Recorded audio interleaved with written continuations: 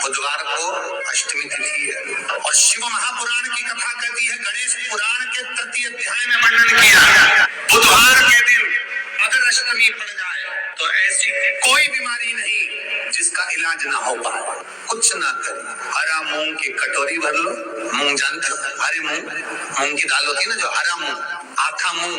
हरा की कटोरी भरो, उस पर गुड़ की एक थोड़ी गुड़ की बट्टी, गुड़ की बाटी उस पर रखो,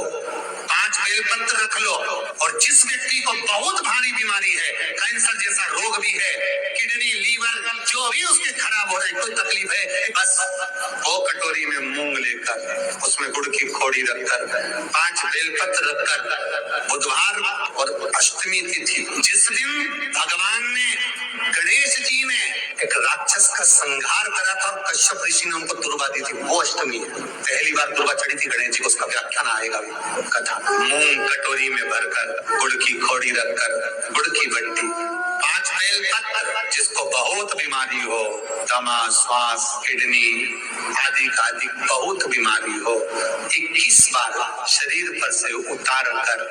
महाराज सीधे हाथ में रखकर नाम गोत्र खुद का बोलकर और भगवान से गणेश जी से विनती कर अष्टमी तिथि के दिन, बुधवार के दिन जो भी आ रही है, बहुत समय के बाद पड़ रही है, उस दिन उस कटोरी नहीं लेना, पुरानी कटोरी नहीं लेना, कोई कटोरी घर में नहीं हो, नई कटोरी, और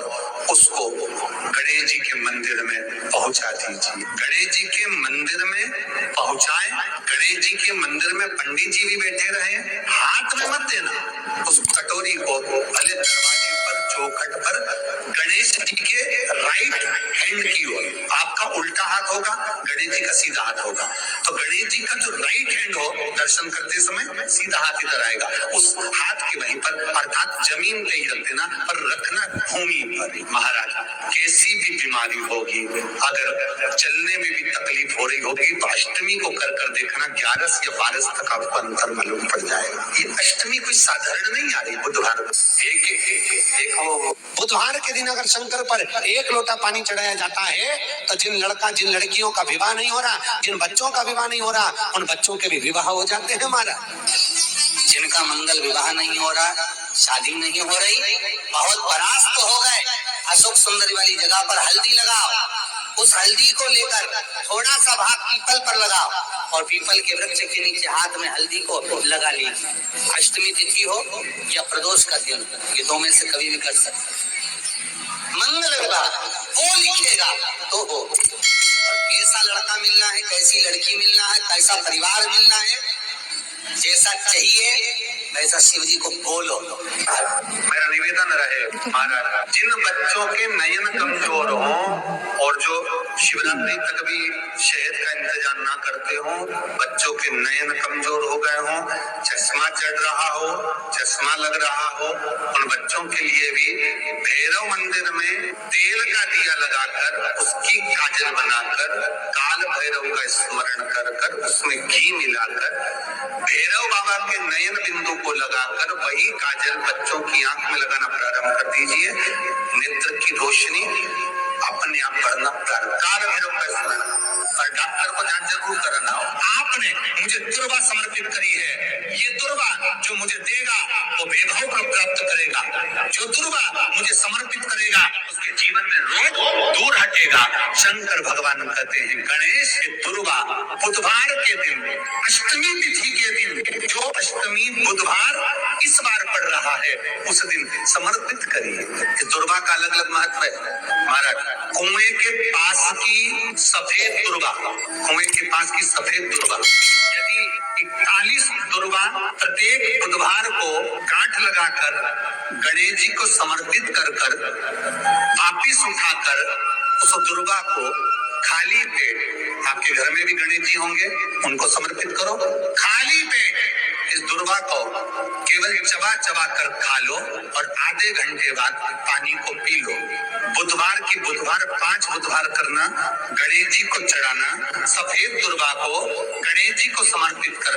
चबा कर खाना। उदर की प्रॉब्लम, जो भी मसा आदि की प्रॉब्लम होती है, उदर से जुड़ी हुई होती है, जिस चीज से जुड़ी होगी, पेट की जितनी होगी आपको, जितनी भी प्रॉब्लम होगी वो सारी 5 बुधवार करना, छठे बुधवार को जरूरत ही नहीं पड़ेगी। कितनी भी प्रॉब्लम हो पेट से जुड़ी हुई प्रॉब्लम जितनी भी यही दुर्वा शिव महापुराण की कथा कहती है। यदि 7 कांठ वाली दुर्वा 21 ले लो और गणेश जी को समर्पित कर दो, उस दुर्वा को उठाकर दूध में डाल लो और उस दुर्वा को दूध में डालकर उस दूध में उस दुर्वा को मल लो, और जिसके सफेद चमड़ी पड़ गई हो, चर्म रोग हो गया हो, उस दूध को उस दुर्वा के साथ, दूध नहीं भी हो, दुर्वा का लेपन आधे घंटे तक करने पर प्रदोष काल में स्नान कर ले, महाराज आपको चर्म रोग में आराम लग जाएगा, सफेद चमड़ी अपने असली रंग में आना प्रारंभ हो जाएगी। गणेश पुराण दुर्वा का 21 दुर्वा के 108 मंडल बना लो। अगर एग्जाम में बैठ रहे हो, सरकारी परीक्षा में बैठ रहे हो, पास नहीं हो रहे, नौकरी नहीं लग रही, बहुत जगह इंटरव्यू दे दिया, 21 दुर्वा के 108 मंडल बनाओ, उसकी माला बनाओ और देवी के मंदिर में, माता जगदम्बा के मंदिर में, अर्थात जहाँ शंकर पार्वती पूर्ण परिवार विराजमान हो, ऐसे देवी के मंदिर में गणेश जी के गले में वो माला अर्पण करिए, अपना नाम बोलकर और जिस एग्जाम में बैठ रहे हैं उसका भाव वर्णन कर महाराज, और वहीं से एक पुष्प लेकर अपने कमरे में जहाँ पढ़ते हो कांच की प्लेट में उस फूल को रख दीजिए और दूसरे दिन एग्जाम के लिए चले जाइए, आपको उसका फल अवश्य मिलेगा, अवश्य मिलेगा, आप उसमें उत्तीर्ण होंगे, फल प्राप्त होगा। कल से नियम लेना शमी होता है, व्रत शिव को और गणेश को बेलपत्र शमी पत्र समर्पित होता है। आपको कथा में वर्णन किया 33 कोटि देवताओं को भले बेलपत्र नहीं चढ़ेगा, पर 33 कोटि देवताओं को शमी पत्र चढ़ता है, और उसमें एक गणेश जी महाराज और एक बाबा भोलेनाथ, इन दोनों को शमी समर्पित होता है, शमी पत्र समर्पित होता है। शिव महापुराण की कथा कहती है और गणेश चरित्र पर श्रवण कर रहे हैं, जिसके घर में संपदा की कमी पड़ती हो, बीमारियां ज्यादा फैल रही हो, बहुत कष्ट हो महाराज, बहुत ज्यादा दुखी हो महाराज, कोई काम नहीं बन रहा, बहुत तकलीफ में हो, तो शमी पत्र, शमी की पत्ती, जहाँ गणेश जी का स्थान है वहां पर 5 शमी पत्र 5 समर्पित करें और शंकर जी के ऊपर 3 शमी पत्र समर्पित करें। बहुत ध्यान देना, 5 शमी पत्र जहाँ गणेश जी का स्थान है शिवलिंग में वहां समर्पित करें, 3 शमी पत्र शिवलिंग के ऊपर समर्पित करें। एक शमी पत्र शंकर जी की चौखट पर लेफ्ट भाग में जाते समय आपका उल्टा हाथ, जब मंदिर से निकलो तो उल्टे हाथ पर लेफ्ट भाग में शंकर जी की चौखट पर समर्पित करें, एक शमी पत्र। और महाराज टीका दिया, जहाँ लेफ्ट भाग में आपने शमी पत्र रखा है, मंदिर में ना दिया लगाकर बाहर की ओर जहाँ शमी पत्र रखा है उसके साइड में एक घी का दिया लगा दीजिए। गणेश पुराण कहती है भगवान गणेश जी का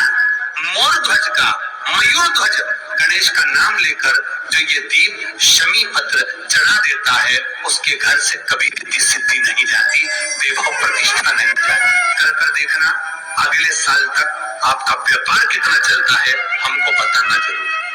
करके देखो एक बार। गणेश पुराण का शिव महापुराण का ये प्रसंग करिए, जीवन में उतारिए। श्री शिवाय नमस्तुभ्यम।